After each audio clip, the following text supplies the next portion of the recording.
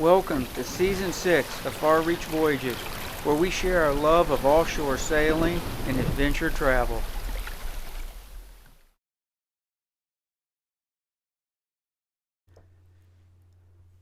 This video has a very narrow focus. It's for veterans.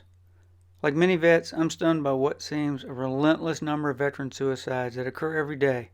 No group of veterans seems to be spared. Active duty, retired, reserve, former military, women, enlisted, officers. And like many vets, I have a personal connection to the tragic choice veterans take to end their suffering. Marines I have worked for, Marines who have worked for me, colleagues, have taken their own lives. I was surprised and stunned by every one of them. Not a single suicide did I ever see coming.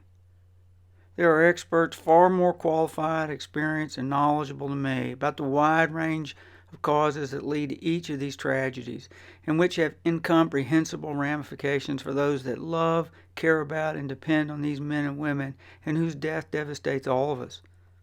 If you're watching this video and you're a struggling vet, please get help. Do it right away. While I have no professional training to help anyone suffering from this terrible affliction, perhaps what I can do is share how sailing has helped me.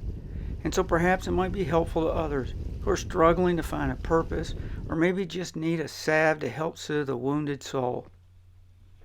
The bottom line is I've found great solace, safety, security, purpose, and meaning in sailing, and especially voyaging.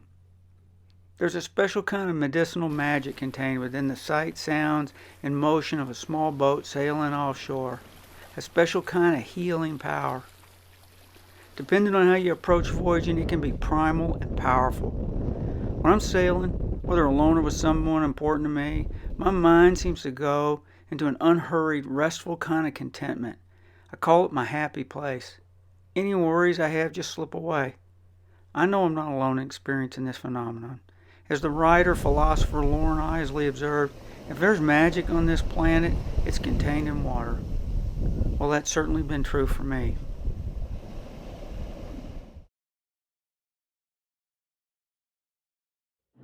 I really don't know why it is that all of us are so committed to the sea. I think it's because, in addition to the fact that the sea changes, and the light changes, and ships change, it's because we all came from the sea. And it is an interesting biological fact that all of us have in our veins the exact same percentage of salt in our blood that exists in the ocean. And therefore, we have salt in our blood, in our sweat, in our tears. We are tied to the ocean. And when we go back to the sea, whether it is to sail or to watch it, we are going back from whence we came.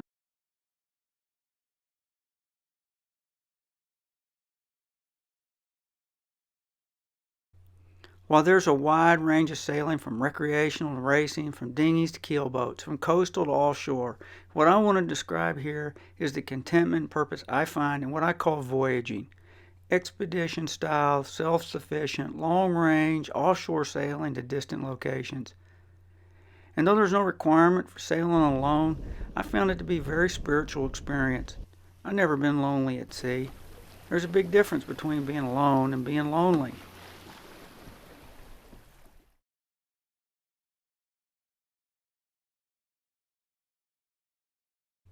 I spent 26 years in the Marines, and every day I had purpose. Every day there was a task to perform, a mission to accomplish, and a standard to uphold. They don't give awards for second place either. You either succeed or you fail. There's no in-between. As the Star Wars Jedi Master Yoda so wisely observed, do or do not. There is no try. When I left active duty, I still needed this kind of challenging philosophy to frame my path forward. Over the arc of my life, I've come to realize that I'm most happy, most content when I'm singularly focused on a difficult task with minimal outside distractions. On active duty, this often meant I was deployed. I don't think I'm unique in feeling that it seems I'm happiest when my life is simplest. It sounds a little dramatic, but I think I was happiest when my world revolved around my rifle, my rucksack, and a small group of Marines and a mission. There was nothing else to think about, nothing to distract us.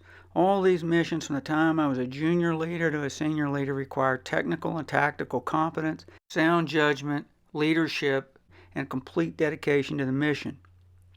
The opportunity for skill development and personal growth never stopped. The gratification came from performing the task and missions well. The more difficult, the more rewarding. It didn't matter if I was a junior or senior Marine. The reward was the same.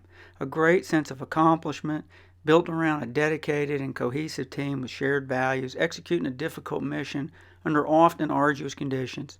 This kind of environment is hard to replicate in the civilian world. As sailing became my focus, I was not interested in pursuing it as a lifestyle. While I enjoy beach music as much as anyone, I wasn't interested in taking all the comforts of home with me on my boat while I cruised to beach bars in Margaritaville. I wanted adventure, not convenience. I pursue sailing as a sport. The harder and more difficult, the more rewarding. So this is the philosophy that informed the kind of boat I bought, how I rebuilt it, equipped it, and how I sail it. My choices aren't meant to be a roadmap for others, but perhaps explains how sailing has helped fill a void I felt after I retired from the Marines. It also illustrates why sailing lends itself so well to a wide range of goals, from the relaxing and soothing to the more vigorous and visceral end of the spectrum. You just have to figure out what you're trying to accomplish. Sailing has offered me many of the same things I enjoyed on active duty. The opportunity to plan and execute a mission, as easy or difficult as I desire, requiring advanced technical skills with a degree of risk, as little or as much as I want. There's detailed planning required. There are technical skills to learn. For example, I found purpose by researching and finding the right boat, making a plan, building a boat shed, learning how to use a wide range of tools, and developing advanced skills to build the boat I wanted. I had a focus every day to check things off the list, working toward the day I'd launch my boat, which was phase 1 of the mission.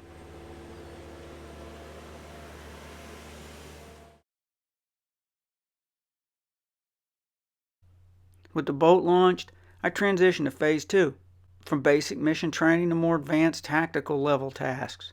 I started sailing the boat and getting familiar with her and what additional modifications I needed. And while I started sailing before I was a teenager, there were and always are new sailing-specific skills to learn. And while these wide range of new skills may at first seem daunting, veterans are experts at learning. Throughout our careers, we're advancing in rank and responsibilities, which requires constant learning and mastering new skills. Learning how to sail is no different than learning how to patrol. We first learn how to patrol with the fire teams before we learn to infiltrate a company-sized unit. So you start off in a small dinghy and then get some instruction in a larger boat. If you can lead a small group of Marines or soldiers well, you're going to be better at leading bigger units. It's the same for sailing. If you can sail a dinghy well, you'll have no trouble sailing a much larger boat because you'll understand and be proficient at the basics.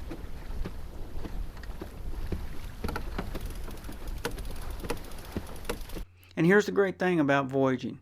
There are so many crossover skills between the military and long-range sailing, skills you're already familiar with.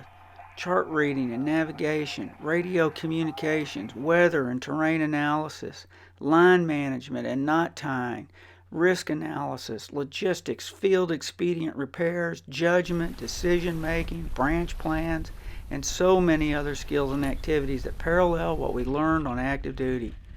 And if you need some risk and adrenaline to replace what you experienced on active duty, well, I assure you, voyaging can provide as much or as little as you desire based on how you approach it. And even single-handing into the hair-raising high latitudes is safer than whipping a motorcycle through traffic at 120 miles per hour to fill an adrenaline vacuum in your life.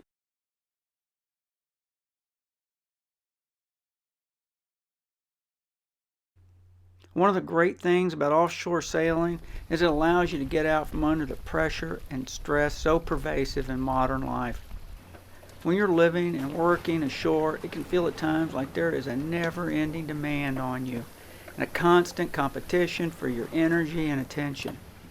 a house that needs work, automobiles that need repair, friends, family, neighbors who need or want your attention, work distractions and aggravation, relationship issues, money worries, advertisers trying to sell you stuff you don't need, the media creating fear in your mind, and politicians trying to manipulate your moral and ethical position.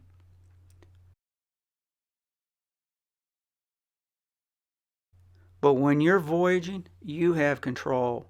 When you're out sailing offshore or anchored in some isolated location, you can easily limit what gets inside your bubble or your headspace. Your time and energy are mostly focused on the boat, navigation, the weather, eating, sleeping, risk management, and the demands of sailing. Yet there's still time for thinking, for reading, for reflection, for self-improvement. There's solace to be found in the beauty all around you, in the sky, the water, the movement and motion of the boat, the pencil lines you draw in your chart, and the ever-present living organism that is the sea itself. And just as we experience on active duty, our judgment and decision-making is central and critical to everything we do. How the weather impacts our chosen route, what combination of sails we need to use for our boat to best perform under the prevailing and evolving conditions, gear and equipment that must be maintained, and the execution of our critically important navigation skills.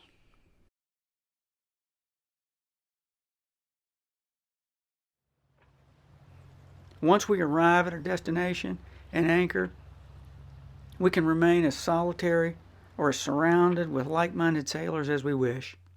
Just like on active duty, where our units are made up of a wide range of people from all walks of life with whom you share the commonality of the profession of arms, voyaging sailors also come from all walks of life and a wide range of nationalities who also share the love of sailing and enjoy the bond of its own unique brotherhood of hardships, rewards, and the sea.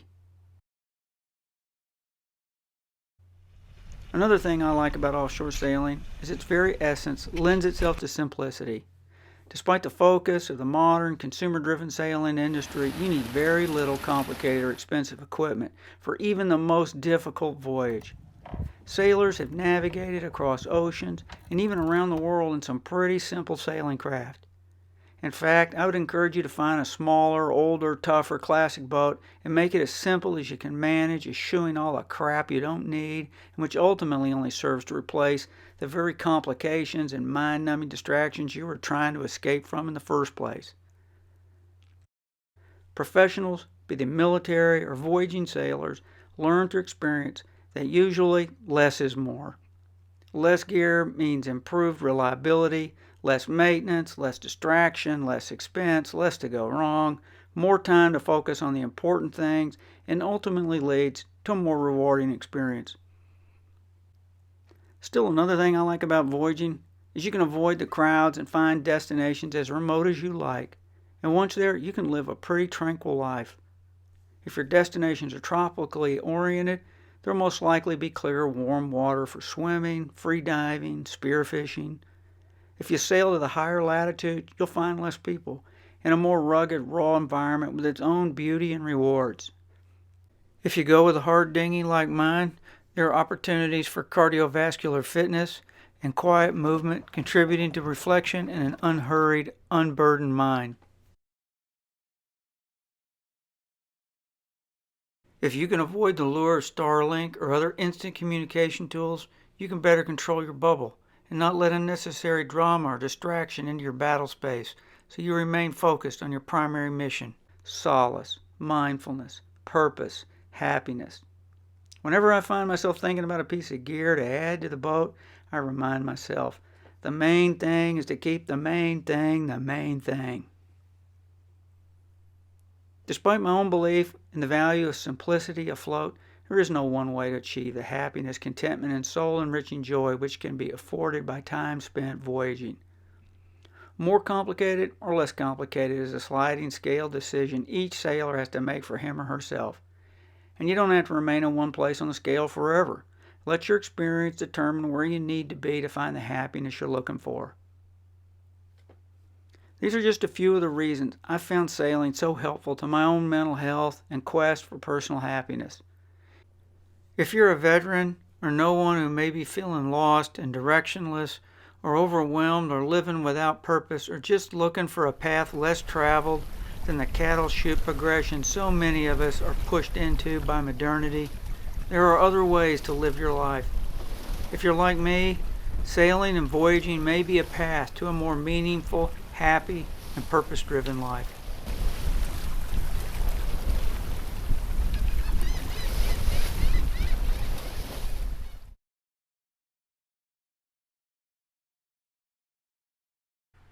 If you enjoyed this episode of Far Reach Voyages, let us know in the comments. Also, if you like and subscribe, it helps promote the video so others can enjoy it too. See you in the next episode.